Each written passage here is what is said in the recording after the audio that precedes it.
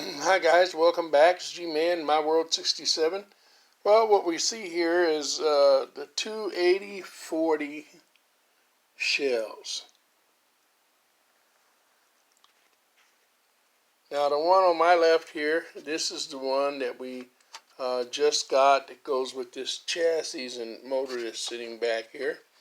And this is the first 80-40 that we had, that we took the motor out of and put into the 8213. As you can see, this shell is missing. This light, but it has its hitch for the coupler. This one has the light, scone if you will, but it's missing, as we said on yesterday. So here's where I'm at with this. Both shells are actually just about the same. This shell is shinier and it has much clearer numbers on the number board, whereas this shell's not quite as shiny, has a little more wear on the plastic. Neither one of them are severely scratched or mottled up. The 80-40 is clear on this one too, but it's not quite as sharp as the one on this one. So I'm having to decide whether to take the scone off of this one, put it on this one, or just to go ahead and take off the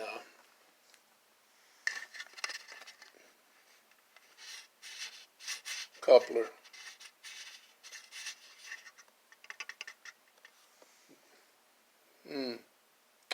Well, I think we'll salvage this one, and by going ahead and replacing this piece, this brace, the coupler brace. Okay, so what we're going to do is we're going to take the Dremel and we're going to cut this off, and we're going to cut this one off and replace it. Put this one on this engine.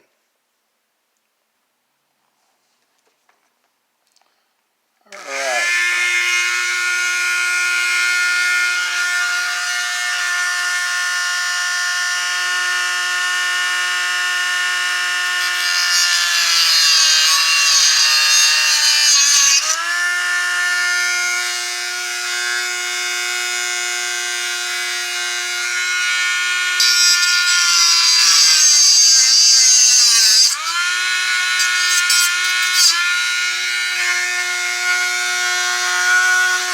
Now, if you're wondering why I just did that, cut on both sides, even though I only had the one side to cut off, they've got to be even. And to cut the one side off and leave the other side still a little bit high would have made our hitch not mount up properly.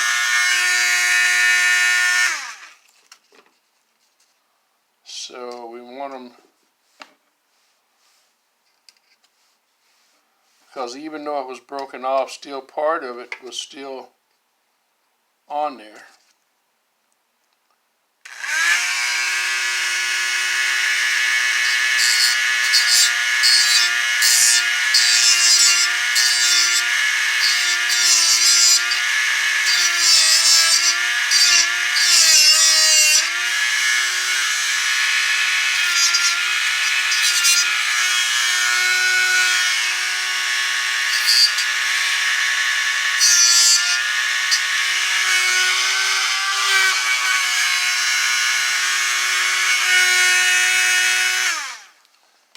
Trim off too much, but we want it to be, like I said, fairly even. It looks pretty good.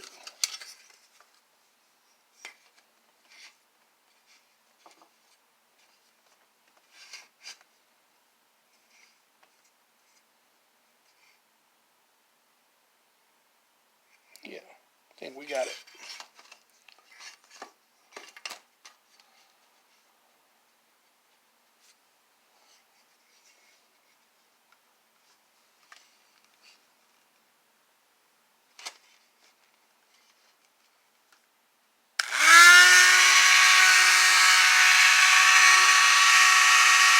I try to make the cut just under the bar.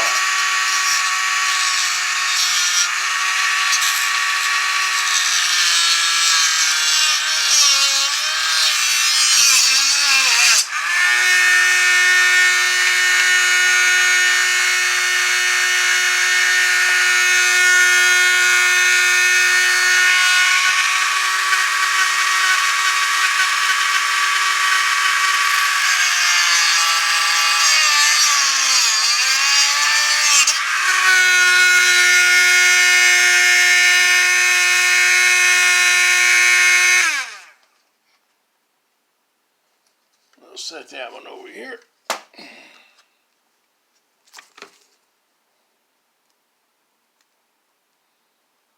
Now, if you have a hacksaw, you can do it that way, or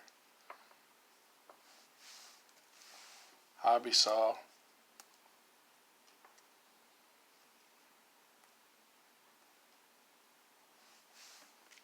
Craft saw. Whatever kind of saw you have.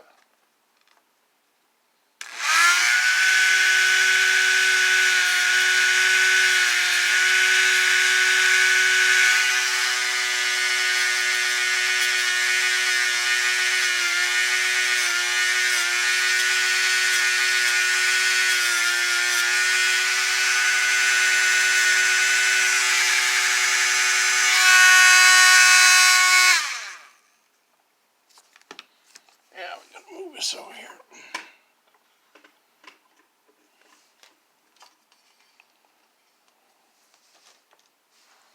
I could use epoxy on it, but we're going to use some tester cement made for plastic and plastic models. I like the tester cement. Used to be a modeler. In my younger days, and I've done a little bit of it since I've been an adult. Had a fairly large model car collection at one time. Now I'm going to hold this just for a few seconds, and then we're going to come back and I'm going to put this on. Give me just a few seconds. We're going to do a little time lapse.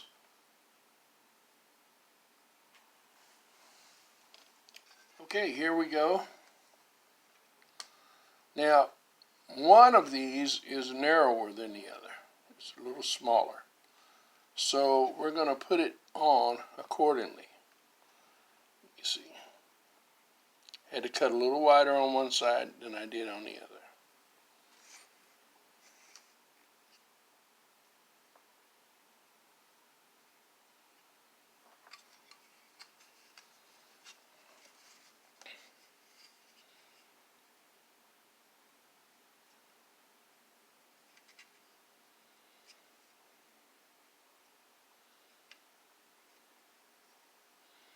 Now what I like about the tester's glue is that it actually will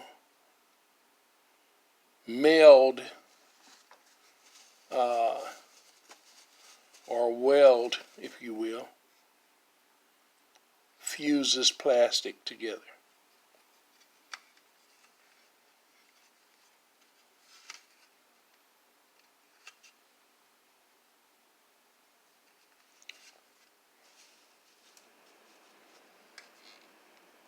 Our gauging is pretty good. It does look like I'm a little high on this side. So we're going to take that down a little more real quickly.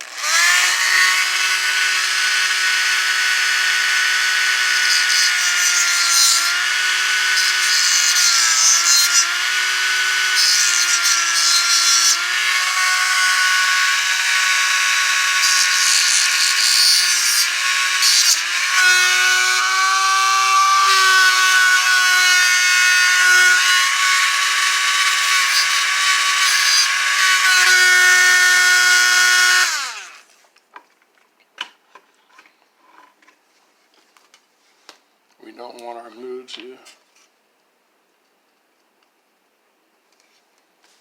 completely dry.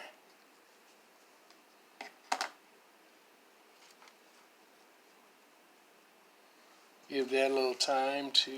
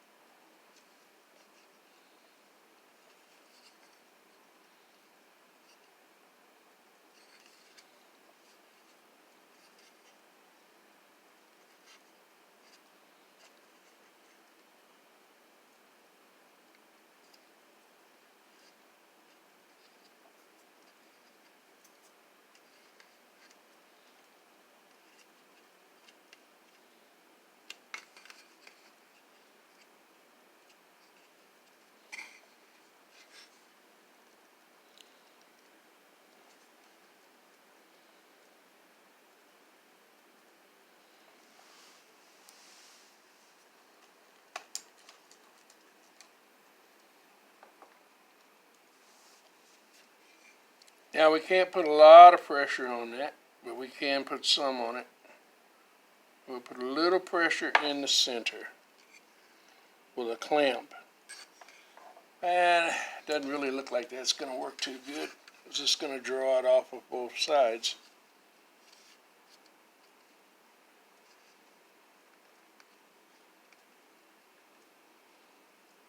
Generally, I like to take and put something on the top of it and press it down. But I don't think a number of books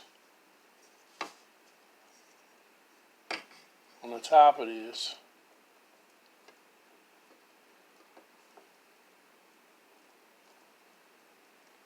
will balance correctly so that I can do that. Or wait,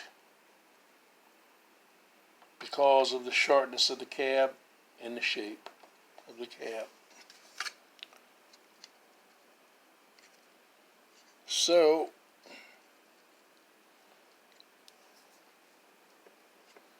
we'll just work with it like it is.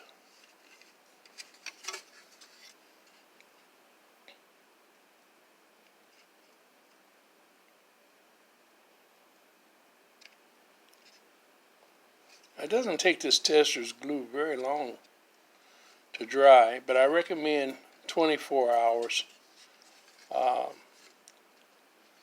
at least 18 hours minimum before you try to do anything with it that's going to require any movement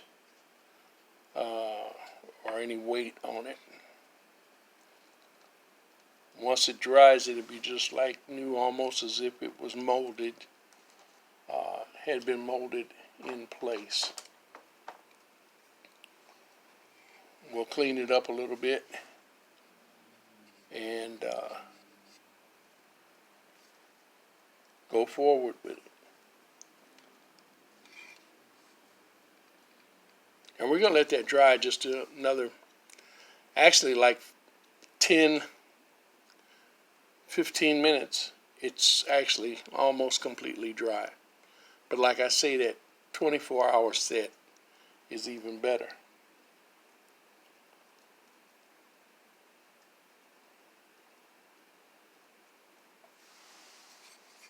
Now it shouldn't interfere with that. So what we're going to do is go ahead and prepare to put this motor in. What I wanted to show you about the motor was, this is not a smoking engine, and I didn't remember, I think it was, and that was why it was kind of odd to me, and wow, we've got a smoker here. Really needed to find out what was going on with it. well, what was partially the problem was, number one, it was arcing, and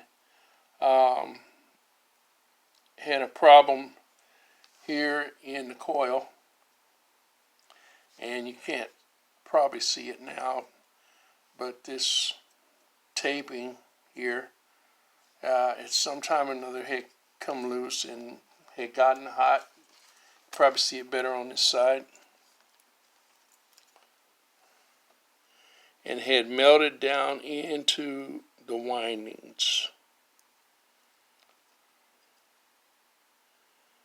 And when I had sprayed that WD in there, a little bit of it dripped down onto this plastic, and for some reason or another, I guess because it was arcing, trying to make a proper connection, this coil got hot, and again, as you can see, it began to melt the plastic, and the plastic was smoking. So it was a combination of the WD and the plastic. Now, say this to say that.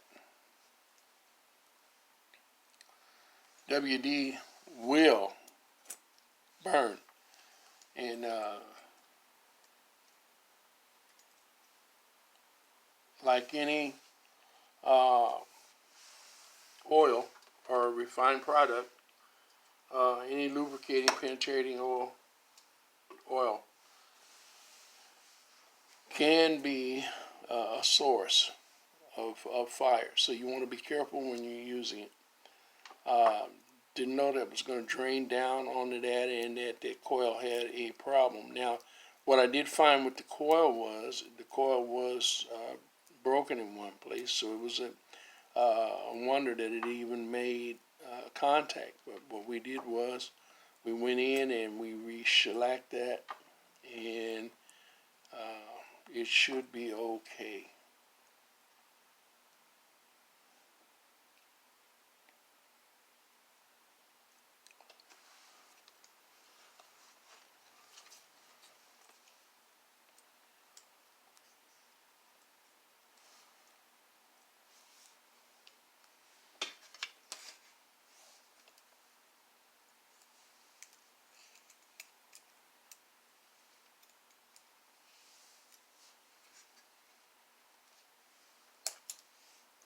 These are kind of tricky.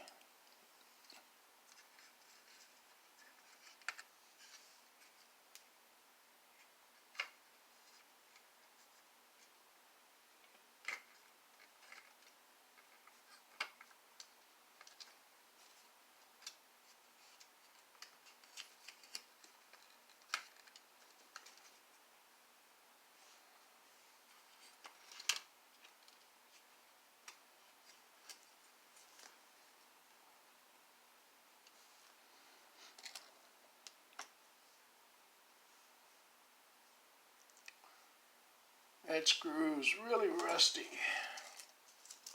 I don't know whether that's even the right screw that goes in there or not, but it's really rusty. And the engine itself shows no rust,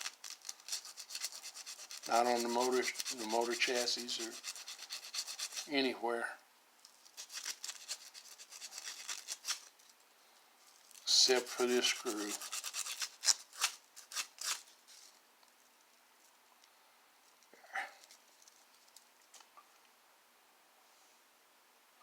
And we'll probably blacken that screw.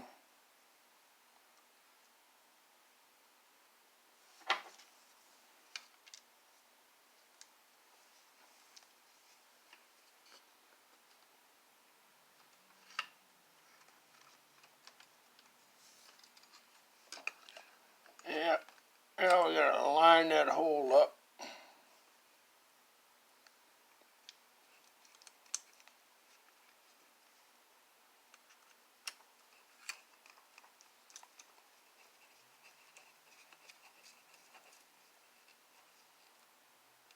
You don't want to over tighten those. Not necessary. You just want to get them good and snug.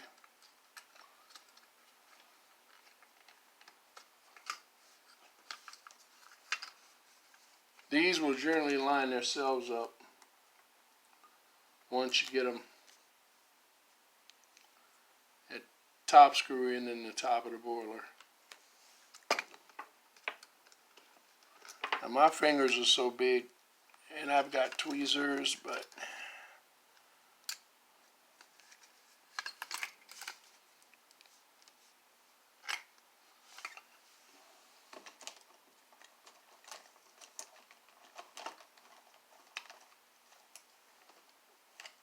yeah, I don't have my small needle nose in here.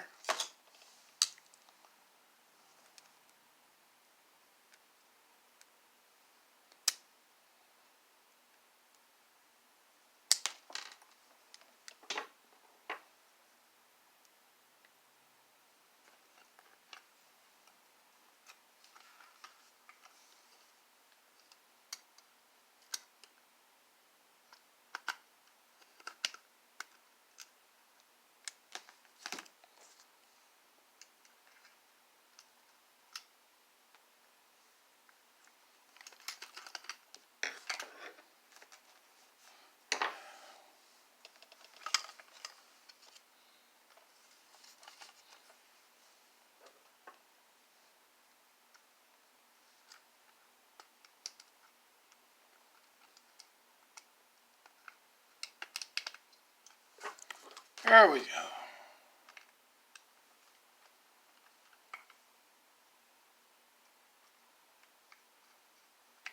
Patience is a virtue.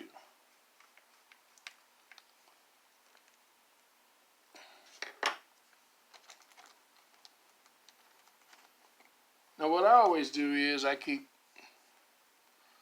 an old dish or a cap off of a bottle, something around that I can drop my screws and my parts into.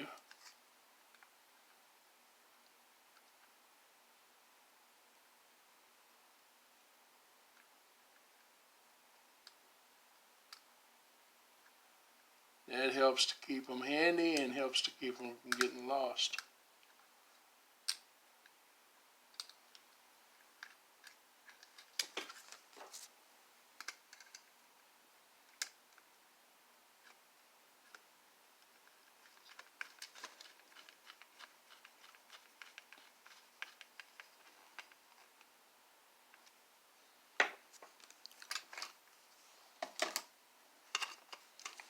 Okay, now what I did to this motor, what I did do to this motor, I went in, I cleaned it, I re-oiled it, I did pull the brushes. The brushes in it are, surprisingly enough, were almost seemingly almost like new. This engine truly hasn't been ran a whole lot.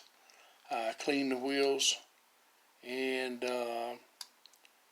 kind of tubed it, tweaked it a little bit, and it should be pretty much, once this plastic piece dries, ready to roll. So let's get the test board out, get our test track out and see how it does, shall we?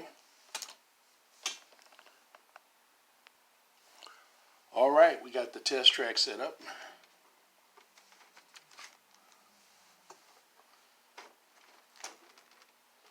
Angle it a little bit more toward the camera so you can see better.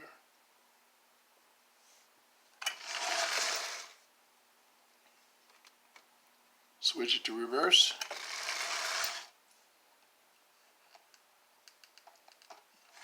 Back to forward.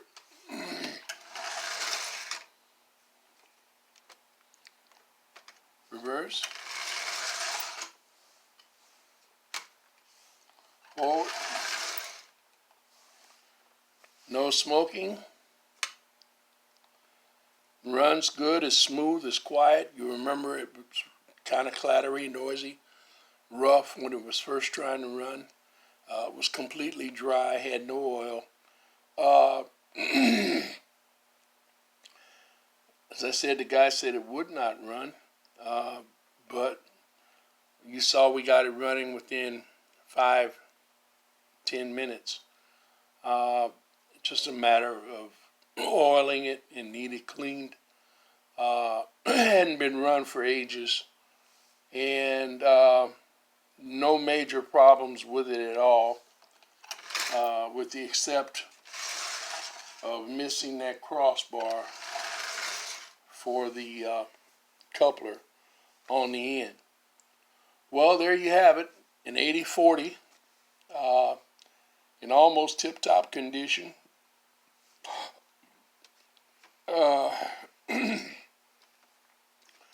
It'll be running in one of the next videos, and we'll do a review on it. Now, what I'm going to do, we won't get to see here in this video, is I'm going to let this sit up and dry, and then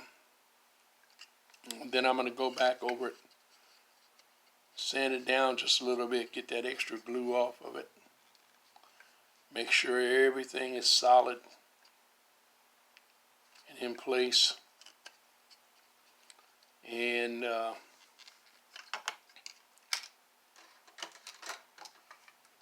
we've got a tender that we're going to put with it.